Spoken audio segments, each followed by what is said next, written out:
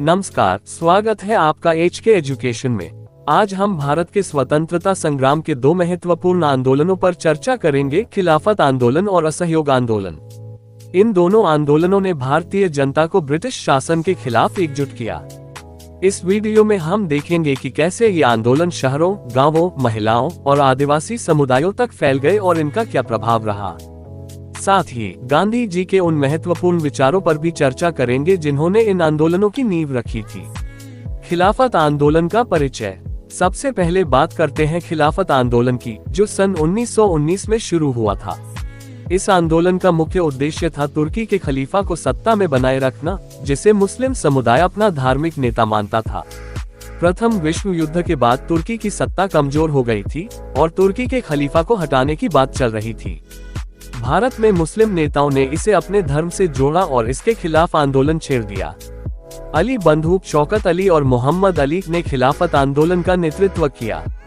गांधी जी ने इस आंदोलन का समर्थन किया क्योंकि वे समझते थे कि यह हिंदू मुस्लिम एकता को मजबूत करेगा और राष्ट्रीय आंदोलन में सभी समुदायों को साथ लाएगा। गांधी जी ने कहा कि अगर हम एकजुट होकर अंग्रेजों का विरोध करेंगे तो वे हमें कमजोर नहीं कर पाएंगे। उन्होंने खिलाफत आंदोलन को असहयोग आंदोलन के साथ जोड़ दिया ताकि दोनों समुदाय एकजुट होकर स्वतंत्रता संग्राम में हिस्सा लें। असहयोग आंदोलन का परिचय। अब बात करते हैं असहयोग आंदोलन की, जिसे महात्मा गांधी ने सन 1920 में शुरू किया।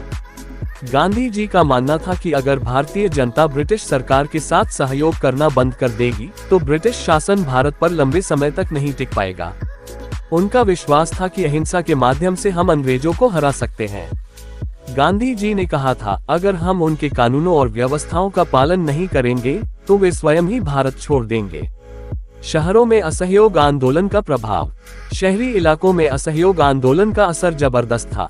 वकीलों ने ब्रिटिश अदालतों में केस लड़ना बंद कर दिया, छात्रों ने सरकारी स्कूलों और कॉलेजों से अपना नामांकन वापस ले लिया और व्यापारियों ने विदेशी वस्त्रों का बहिष्कार कर दिया।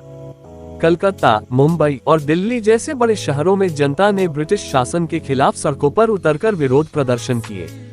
ब्रिटिश वस्त्रों की जगह स्वदेशी वस्त्रों को अपनाया गया और जगह जगह पर विदेशी वस्त्रों की होली जलाई गई।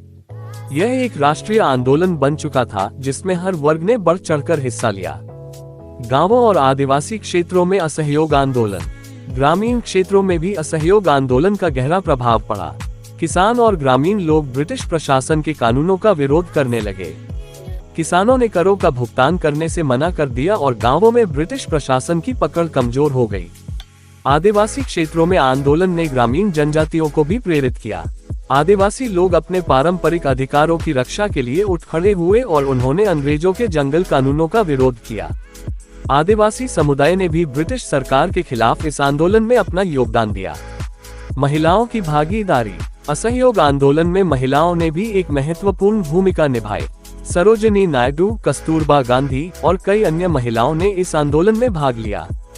उन्होंने विदेशी वस्त्रों का बहिष्कार किया, सभाओं और रैलियों का नेतृत्व किया और गांधी जी के अहिंसक सिद्धांतों को आगे बढ़ाया। महिलाएं पहली बार स्वतंत्रता संग्राम में बड़े पैमाने पर शामिल हुईं और उन्होंने सार्वजनिक जीवन में अपनी जगह बनाई। गांवों और शहरों दोनों जगहों पर महिलाओं की भागीदारी ने आंदोलन को और मजबूत किया। असहयोग आंदोलन का अंत। असहयोग आंदोलन को चौरी चौरा की घटना के बाद एक बड़ा झटका लगा। सन 1922 में चौरी चौरा में एक उग्र भीड़ ने पुलिस थाने को आग लगा दी, जिससे कई पुलिसकर्मियों की मृत्यु हो गई। गांधी जी ने इस घटना से दुखी होकर आंदोलन को वापस लेने का फैसला किया। उनका मानना था कि हिंसा से कोई भी आंदोलन सफल नहीं हो सकता। हालांकि आंदोलन को आधिकारिक रूप से समाप्त कर दिया गया, लेकिन इसका प्रभाव बहुत बड़ा था।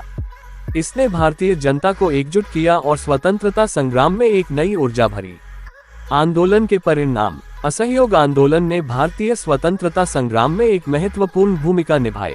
यह आंदोलन गांधी जी के अहिंसा के सिद्धांतों पर आधारित था और इसने भारतीय जनता को ब्रिटिश शासन के खिलाफ खड़ा होने की प्रेरणा दी। आंदोलन ने राष्ट्रीय चेतना को मजबूत किया और भारतीयों को यह विश्वास दिलाया कि वे एकजुट होकर ब्रिटिश शासन को चुनौती दे सकते हैं। अगर आपको यह वीडियो पसंद आया हो तो कृपया हमारे चैनल HK एजुकेशन को सब्सक्राइब करें, वीडियो को लाइक और शेयर करें ताकि हम और भी ऐतिहासिक और ज्ञानवर्धक सामग्री आपके लिए ला सकें। धन्यवाद।